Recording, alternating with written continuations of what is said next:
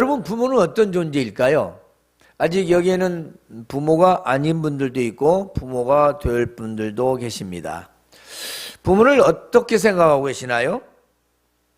제가 두 번째 이야기를 전합니다. 동물의 왕국 다큐를 보았어요.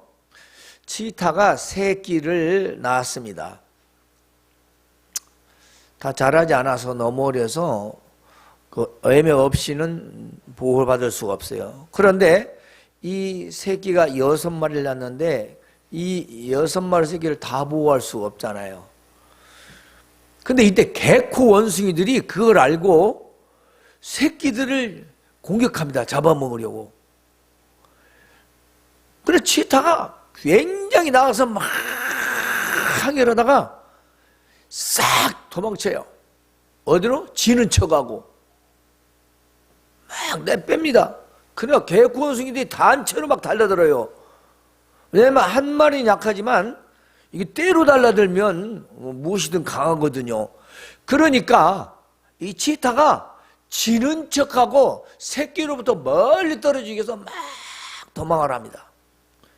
막 도망을 쳐서 멀리 떨어져 갔다가 이제는 개코 원숭이들이 포기를 해버리고 다른 길로 돌아옵니다.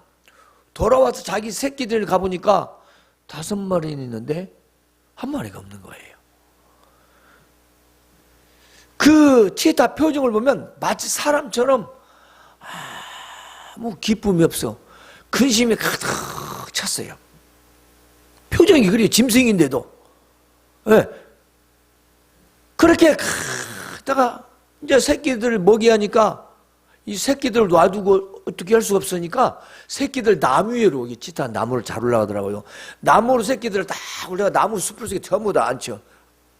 다 올라가. 예, 부모 신호가 딱 이제 다 올라가더라고.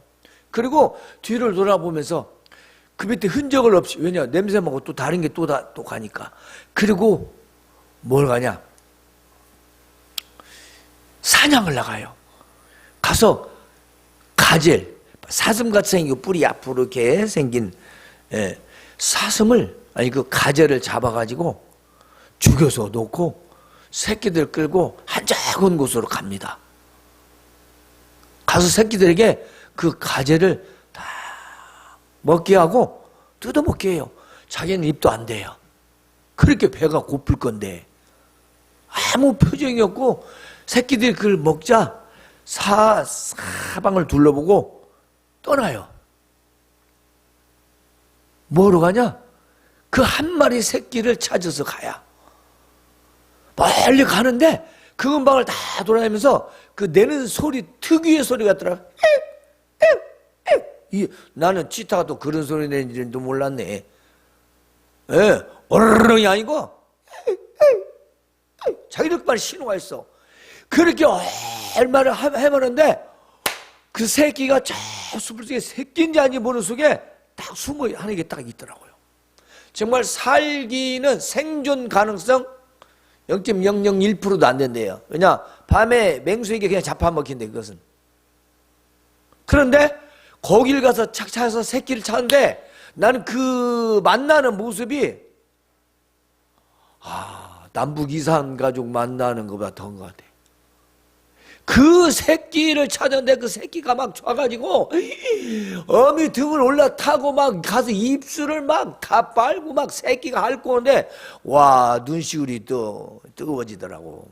동물인데도. 부모는 자식을 위하여 뭘 합니까? 낳았어요? 키워야 돼요. 그렇죠? 보호돼야 돼요. 가르쳐야 돼요.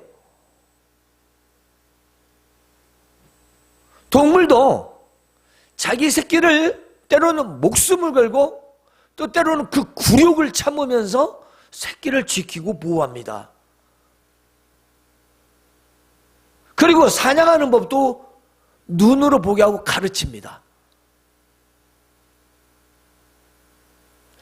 동물들은 내 하물며 부모는 자녀에 대해서 어떻게 생각할까요? 자녀를 양육하는 부모의 마음은 오죽하겠습니까? 그래서 진자리 마흔자리 바람잘 일 없는 인생에서 먹을 것 입을 것 다 챙겨서 그렇게 키워놓습니다. 그런데 이 자녀들이 언제부터는 자기 혼자 스스로 큰 것처럼 장성한 것처럼 살죠. 하늘에서 뚝 떨어진 것처럼 땅에서 팍 솟은 것처럼 마치 혼자 자기가 지금 다 성장한 어른인 것처럼 그렇게 사는 자녀들도 많이 있습니다. 지금 세상은 여러 가지 일들로 우리의 삶이 나날이 각박해져 가고 있어요. 그 사람들의 인정도 이제 예전 같지 않습니다. 전부 다 자기 인생을 살아가기 힘든 세상이에요. 그래서 개인주의가 결국 이제는 팽배해지고, 이건 부모 자녀 간에도 마찬가지입니다.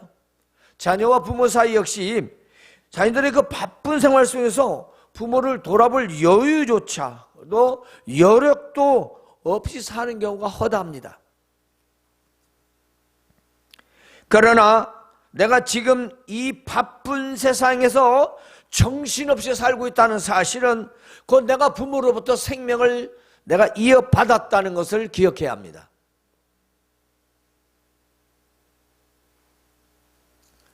그러므로 부모는 마땅히 공경을 받아야 한다는 것입니다. 여러분, 지금 세상의 효도의 현주소를 아십니까? 어디까지 왔는지. 지금 우리가 살고 있는 세상에서 일어나고 있는 효도의 한 예를 제가 말씀드릴게요. 부모 자녀 사이에서 효도 계약서를 쓴다고 합니다. 무슨 말인지 아시는 분 알 거예요. 즉 부모가 재산을 상속할 때에 내가 죽을 때까지 어떻게 효도를 할 것인가 계약서를 써서 가서 공증하고 그리고 재산을 넘겨준다는 겁니다. 왜 그럴까요? 부모가 자식들에게 재산을 미리 넘겨주면 어제 방송 보니까 하루뿐이더래. 하루. 효도가 하루. 참.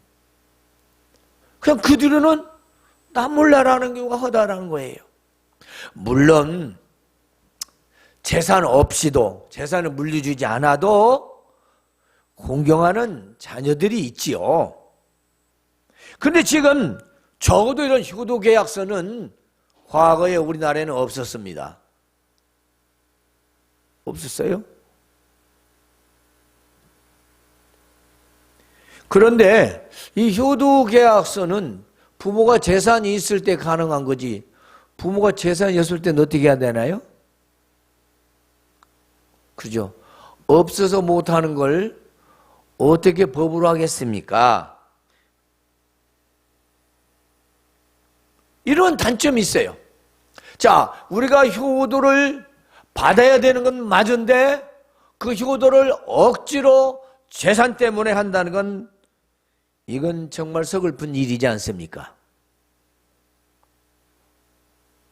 뿐만이 아닙니다. 지금 우리가 사는 세상에는요, 효도라는 걸 보면요, 특별한 날에만 하는 걸로 되어 있습니다. 예를 들어서 그렇습니다. 명절 때, 부모님 생일 때, 부모님 기념일, 이런저런 여러 가지 이런 특별한 날에만 사람들 의식하고 남들이 하니까 체면처리 하는 경우도 허다합니다. 또 유산을 생각하고 하는 효도도 있고요. 나에게 유익이 있어야 되고 이익이 있어야 하는 효도를 하는 사람들도 있습니다. 그러나 성경의 공경은 다릅니다. 하나님께서 하시어 말씀하신 공경은 세상의 효나 공경과 다릅니다. 세상에서는 나에게 유익이 있어야 되고 나에게도 이익이 있어야 되고 내가 좋아야 되고 내가 편해야 되고 내 방식대로 해야 되고 그것이 세상의 효행입니다. 그러나 우리는 아무리 세상이 변해도 부모를 공경해야 한다는 것입니다. 사실 요즘 효도, 효행, 공경 순종 이런 단어가 점점 사라져가고 있습니다. 대부분 젊은 세대들 가운데서는요, 바쁘게 각자의 삶을 살아가기 때문에 뭐 언제 부모를 일일이 챙기겠냐, 뭐 우리가 만나서 뭐 이렇게 잘 지내면 되는 거지 뭐 이렇게 특별히 그럴 필요가 있느냐, 뭐 그렇게 살 수도 없다. 그러나 여러분 다 부모가 돼야 됩니다. 그리고 중요한 건 여러분도 다 늙어갑니다. 이 순서를 걸을 수가 없습니다.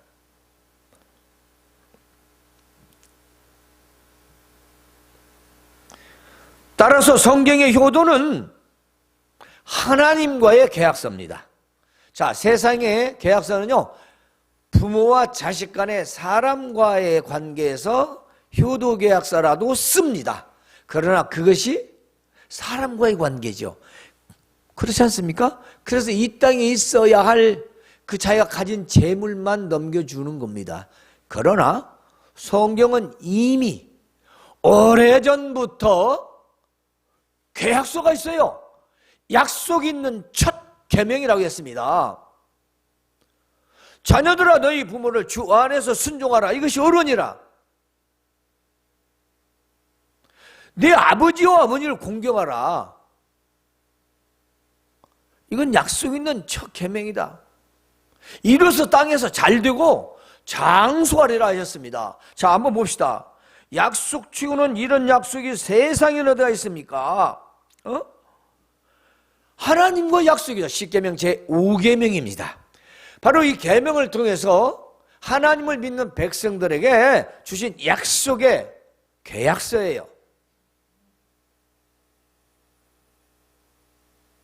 계약서.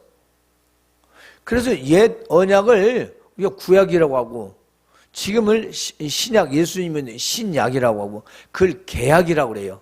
하나님과 옛날 구계약, 신계약.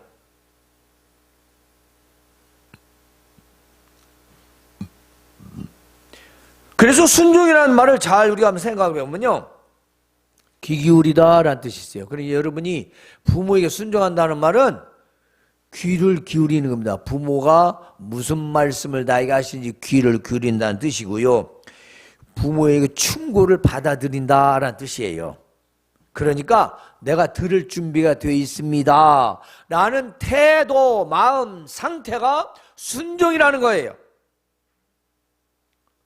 요즘 뭐 부모가 말을 하면 쳐다보지를 않아, 머리를 아래로 받고 있지를 않나? 이 도대체 공경은 어디 가기 전에 태도부터가 아니라는 거죠.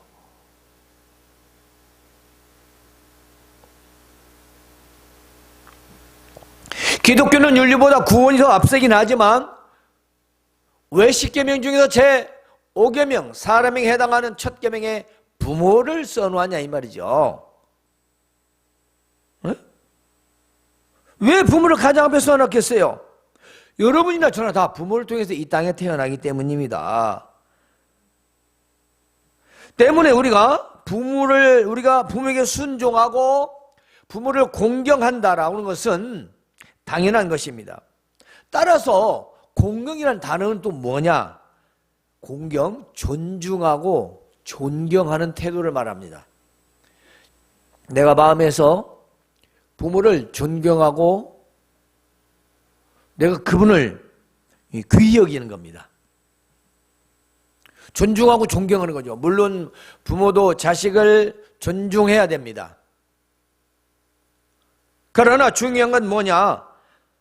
세상은 어떻게 돌아가든지 하나님 말씀에서는 창조의 질서가 있습니다. 아무리 세상이 거꾸로 돌아가고 달려를 갈아서 살려고 한다 할지라도 하나님의 그 이치, 그건 바꿀 수가 없습니다.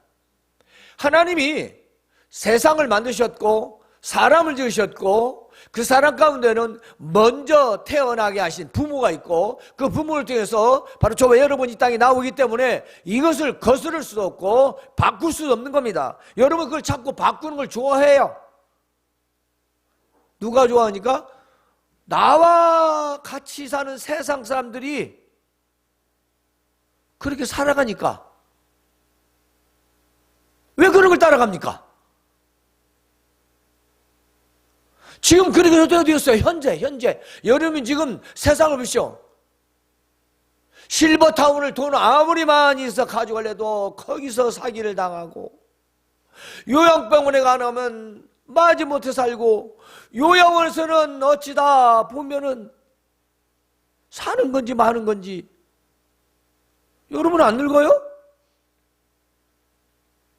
안 늙을 거예요? 요즘 젊은이들은 너무 어리석은 생각을 하는 거예요.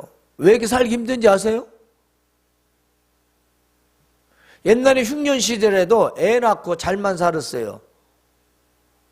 중요한 건 사람이 없으면 살아가기가 더 힘든 거예요. 근데 뭐라고 하죠? 안 난다. 결혼 안 한다. 누가 깝깝해요? 나중에 여러분들이 사람이 없는데 사람이 있어야지. 자기 개인주의에 빠져서 부모고 자녀고 생각하지 않는 나만 홀로 행복하면 된다는 생각이 결국은 이제는 불효에까지 이르는 거죠. 자동으로 이르는 거예요.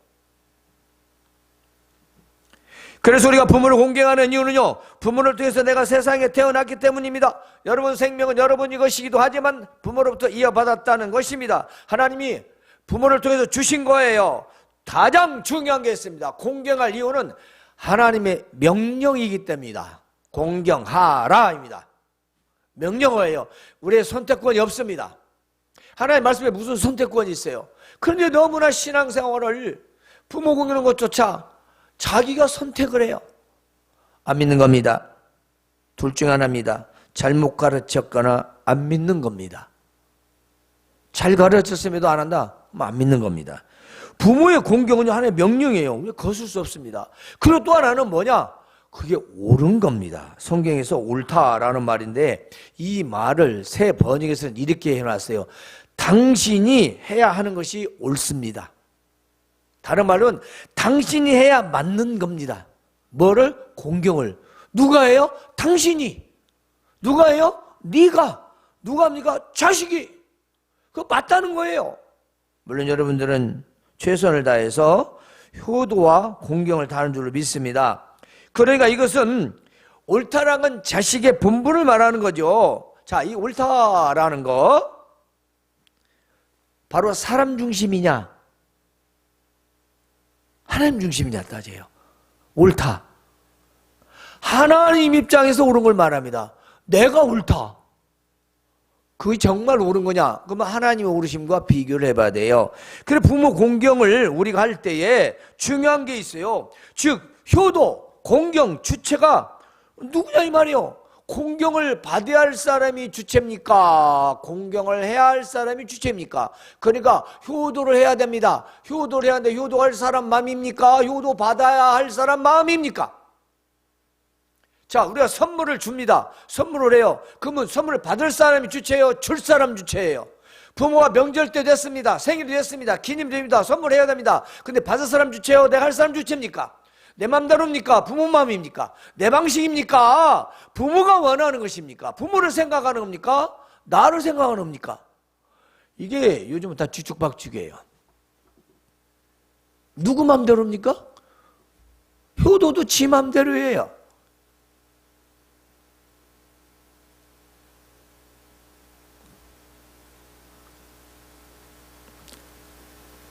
자식이 원하는 효도와 공경인가? 그 드라마 같은 데 보면 많이 그러잖아요. 아이, 뭐, 자식들 형편이 그러니까 아빠가 좀 참아, 아유, 좀. 넘어갈 수 있는 일도 많이 있지만, 요즘 사람들 아주 극혐이라고 말을 쓰더구만. 드라마니까 이해를 하지만, 세상이 또 그럴 수도 있다는 얘기가 생각이 들어요. 어떻게 자식이 부모에게 저럴까? 근데 그걸 우리가 본받아서 다 그런다라고 하면서 하는 우리 성도들이 있다라는 거죠. 그거 문제지요. 아니 세상 사람이 다 그런다 우리가 따라갑니까? 어? 옳은 거 아닙니다. 부모가 원하는 효도와 공경이니까 이 말은 부모의 마음을 생각하라 뜻이에요. 어떤 부모가 자식에게 무리한 것을 원하겠습니까? 가시고기는요, 새끼를 낳고 새끼들이 그 어미 살을 다 뜯어먹고 어미는 결국 뼈만 남습니다.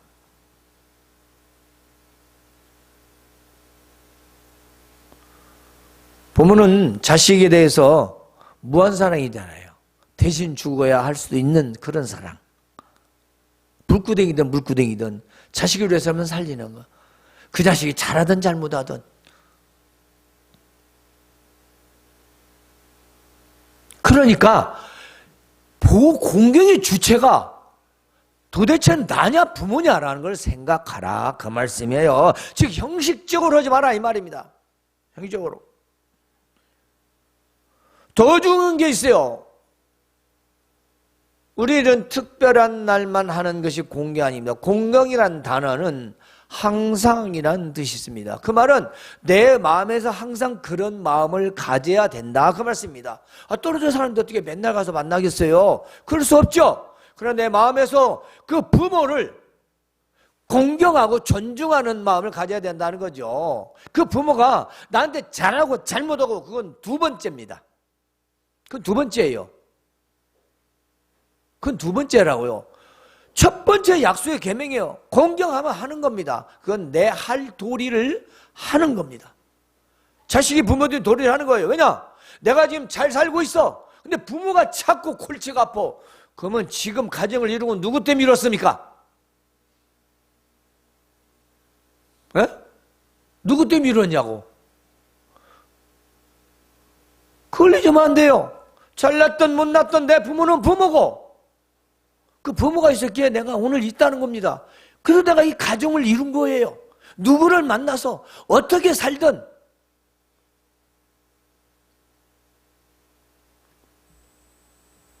부모 없이는 이 땅에 태어날 수가 없다는 걸 기억합니다. 그래서 하나님께서 약속 있는 첫 계명을 주신 거예요. 첫 계명. 그것은 지키라는 겁니다. 명령인 것입니다. 성경에 보면 구약 성경에 예레미야서에 레갑이라고 하는 족속들이 있었어요. 이 사람들은 경건한 자들이라는 그런 호칭을 가지고 있는데요. 이 레갑 자손들이 대대적으로 오면서 그 아주 경건하게 사는 이유가 있었습니다. 오늘 하나님께서 예레미야를 불러서 이렇게 얘기하십니다. 예레미야야, 그 레갑 족속들 좀 싹 불러다가 여호와의 성전 한 방에서, 그러니까 요즘 말하자면 한 거실이나 식당 같은 곳을 말할 수 있어요. 성전이 있고 또 회막이 있고 여러 가지 이제 제사장들이 거할 자리가 있으니까 거기 다 모아놓고 포도주를 좀 마시게 하라. 그렇습니다. 레갑 사람들을 다 모아놓고 잔치를 벌여 거기에 포도주를 잔뜩 부어놓고 마시라고 합니다. 그때 그 레갑 자손들이 말합니다. 우리는 포도주를 마시지 않겠습니다. 왜 그러냐? 레갑의 아들 우리 손주 요나답이 우리에게 명령하길 너희와 자손은 영원히 포도주를 마시지 말고 집도 짓지 말고 파종도 하지 말고 포도원을 소유하지도 말고 평생 동안 장막에서 살아라. 유목민으로 살아라. 그럼 너희가 머물러 사는 이 땅에서 너희 생명이 길리라 했기 때문에 마시지 않습니다. 그래서 이 레갑 자손들은 조상들, 즉 자기 부모들이 한 말을 지금까지 지켜오며 살아왔다는 것입니다. 그러시면서 하나님께서 예레미야에게 말합니다. 너 보았느냐? 사람이 마시지 말라는 포도주를, 즉 포도주를 마시지 말라는 사람의 말도 대대자자손손이 지키거늘 어찌 내 백성들은 내 말을 듣지도 않고 귀도 기울이지 않느냐. 내가 이들에게 다 재앙을 거두려고 했는데 내가 재앙을 다시 내려야 되겠다. 해서 어떻게 됩니까? 유다 마지막으로 바벨론에 포로되어 다 끌려갑니다. 그런데 그때 이스라엘 땅에 살아남은 자들인데 바로 레갑자손들이에요. 하나님께서 그들을 지켜주시고 보시고 그들이 구별되게 거룩하게 그렇게 부모 조상의 말도 지키며 하나님의 백성으로 살아왔던 것을 그들을 지켜주시고 안전하게 주셨다는 것입니다. 끌려가지 않았다는 거죠.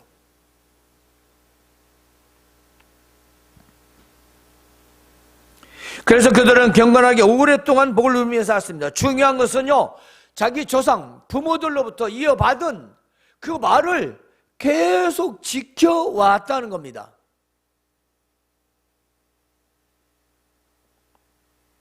따라서 우리가 기억해야 할 것은 부모를 거역하는 걸 말합니다. 거역하는 건 듣지 않는 것을 말하는데요. 우리가 신약성경에 보면 로마서 1장 30절 32절에 보면요, 부모를 거역하는 자요 나옵니다. 부모를 거역하는 것은 하나님께서 정하신 죽음에 해당된다, 사형에 해당되는 걸 알면서도 부모를 거역한다라고 합니다.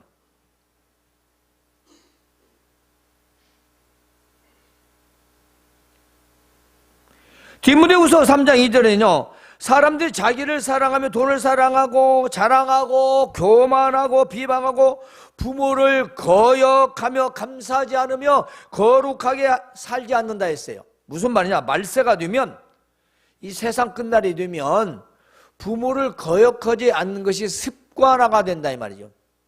죄를 짓는다 이 말이죠. 이 거역이라는 말은 이 부모를 완전히 멸시하는 걸 말합니다.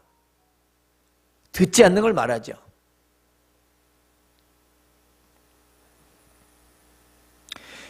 따라서 현대인들의 부모 공경은요, 이렇습니다.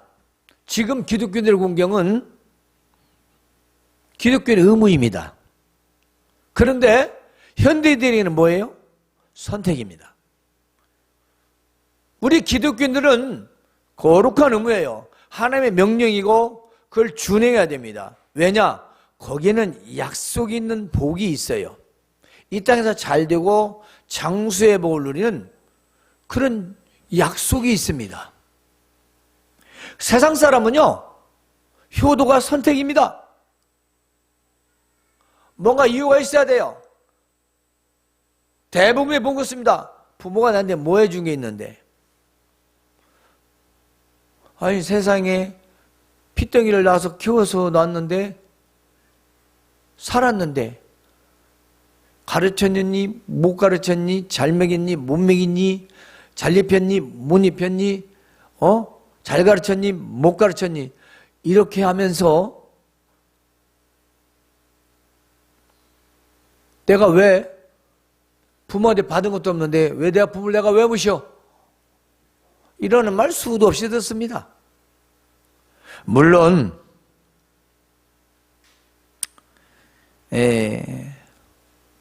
사람으로서 생각하면 부모의 자녀에게 좀 너무한다 하는 부모들도 없잖아 있습니다. 그러나 여기서 공경이라고 하는 말은 그것과는 좀 다르다겠습니다. 공경은 내 안에 내 마음이 부모에 대한 마음입니다.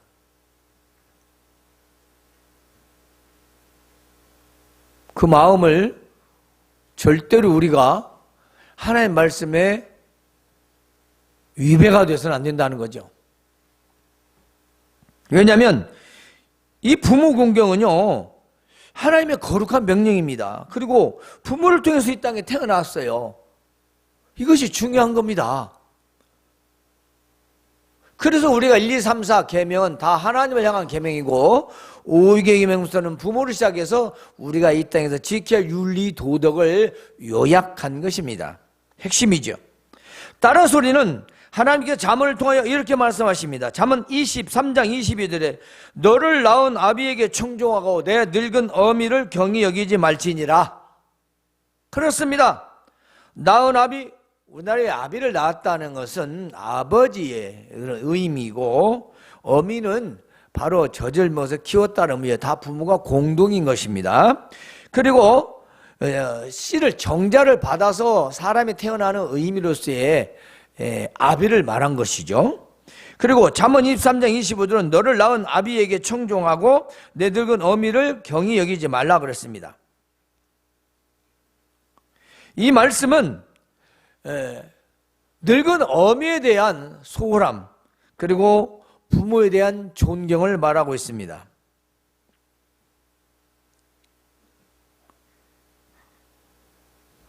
이제 여러분이 오늘 말씀을 다시 한번 기억하면 좋겠어요. 어떻게 부모를 공경할 것인가. 다 여러분들 나름대로 공경하겠죠. 그러나 여러분의 입장이 아닌 부모의 입장에서의 공경하시기 바랍니다.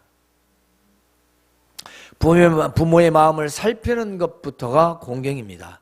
그 다음에 나의 처지 형편입니다. 내 처지 형편도 있잖아요. 왜 따로 살 수 있으니까. 그렇죠. 내가 상황이. 근데 부모를 먼저 생각하면 내 처지 상황도 함께 생각할 수 있고 그것을 내 마음을 다해서 할 수가 있는 겁니다. 그것이 크든 작든 말입니다. 그리고 꼭 명절뿐만입니다. 명절은 세상 사람들도 다 합니다. 명절도 다 해요. 안 믿는 사람들도. 우리는 매일 항상 언제나 부모가 살아있는 동안에는 부모를 공경해야 된다는 것입니다.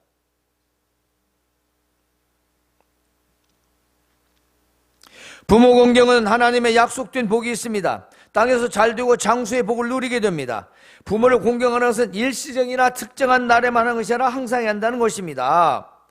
그래서 이런 말이 있지 않습니까? 여러분은 들을 수도 있고 못 들을 수도 있어요. 무슨 말씀이냐면 옛말에 이런 말이 있어요.